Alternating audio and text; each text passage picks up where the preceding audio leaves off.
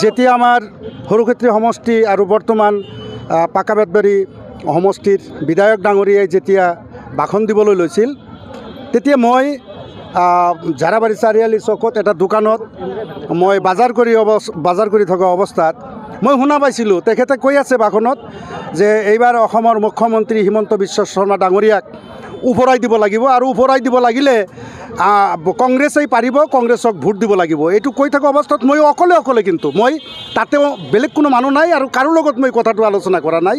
মই অকলে কৈ আছোঁ যে যিহেতু মাইকৰ আৱাজটো মোৰ কাণত কৰ্ণগোচৰ হৈছে, মই তেতিয়া কৈ আছোঁ হিমন্ত বিশ্ব শৰ্মা ডাঙৰীয়াক উফৰাবলৈ হ'লে এই বদৰুদ্দিন আজমল আৰু মাননীয় মীনাক্ষী ৰহমান ডাঙৰীয়াক গালি সপনি পাৰিলে কেতিয়াও অসমত কংগ্ৰেছ আহিব নোৱাৰে। কংগ্ৰেছ আহিবলৈ হ'লে আভাৰ আছামৰ পৰা বিশেষ অলপ বেছিকৈ চিটবিলাক আনিব লাগিব। আভাৰ অসমত যাই ক'ব লাগিব এইখন কথা। এইটো কোৱাৰ লগে লগে বেলেগ এটা দোকানত আমাৰ জাকিৰ হুছেইন চিকদাৰ ডাঙৰীয়াৰ এজন ভাতৃ, মই কিন্তু নিচিনো, সেইজন ইব্ৰাহিম বোলা এজনী ল'ৰা, তাৰ ভাতৃ বুলি মই পাছত গম পালোঁ। সি মোক তাৰ পৰা ধমকি আৰু ভাবুকি খেদি আহিল। আপুনি এনেকুৱা কথা কয় বোলে, মইতো তোমাৰ লগত কোনো কথা কোৱা নাই, তুমি বা কোনে, মই কোনো কথা নাই। এক কথাত দুই কথাত মানে তৰ্ক বিতৰ্ক হ'ল, মোক মাৰিবলৈ আহে। এতিয়া চাওক, মোক বহুতে চিনে, মই নাজিম চৰকাৰ, মই এজন কবিয়াল, মই কবি গান গাওঁ, মই শিল্পী মানুহ, মই কোনো দলৰ পক্ষত কোৱা নাই।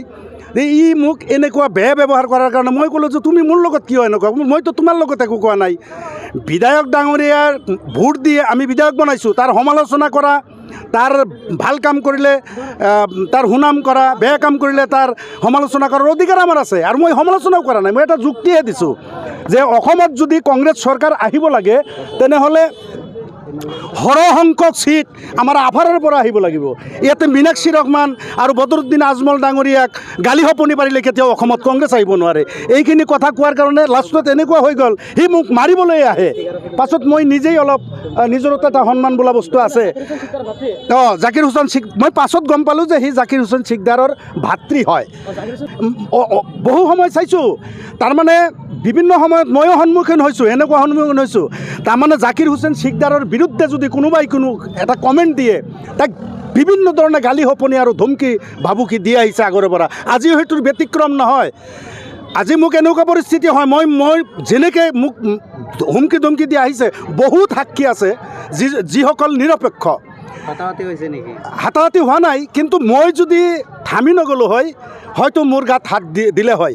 কিন্তু এইটো কথাই মই ৰাইজক ক'বলৈ খোজোঁ যে বৰ্তমান আৰু লাষ্টত এটা কথা বিৰাট মোৰ মানে এইটো কথা মোৰ নিজেও ভয় এটা আহি আছে, যিহেতু লাষ্টত গম পালোঁ যে সি জাকিৰ হুছেইন চিকদাৰৰ ভাতৃ হয়, MLAৰ ভাতৃ হয়। সি মোক এটা ভাবুকি দিছে যে ইয়াক উঠাই নি মুখ বন্ধ কৰিব লাগিব। এই কথাটো মই ৰাইজৰ ওচৰত এৰি দিছোঁ, যিহেতু মই এজন শিল্পী মানুহ। মই বিভিন্ন জেগাত মই প্ৰগ্ৰাম পৰিৱেশন কৰিবলৈ যাওঁ, গতিকে মোৰ জীৱনৰ ওপৰত এটা যে ভাবুকি আহিছে এইটো নিশ্চিত। আৰু এইবাৰ বিশেষকৈ এইখিনি কথা কোৱাৰ মূল কাৰণটো মই অনুভৱ কৰিছোঁ যে এইবাৰ 28 নম্বৰ দক্ষিণ পশ্চিম বেতবাৰী গাঁও পঞ্চায়তৰ 90% ভোট এইবাৰ মীনাক্ষী ৰহমান বাইদেউৰ পক্ষত আছে বুলি মোৰ এটা ধাৰণা। আৰু তেওঁলোকে বুজি লৈছে যে এইবাৰ মীমাংসা কৰে আৰু এনেকুৱা কমেণ্ট, এনেকুৱা চৰিত্ৰ বা এনেকুৱা ভাৱ ভৱিষ্যতে যেন নকৰে, তাৰ কাৰণে মই তেওঁক সকীয়াই দিছোঁ।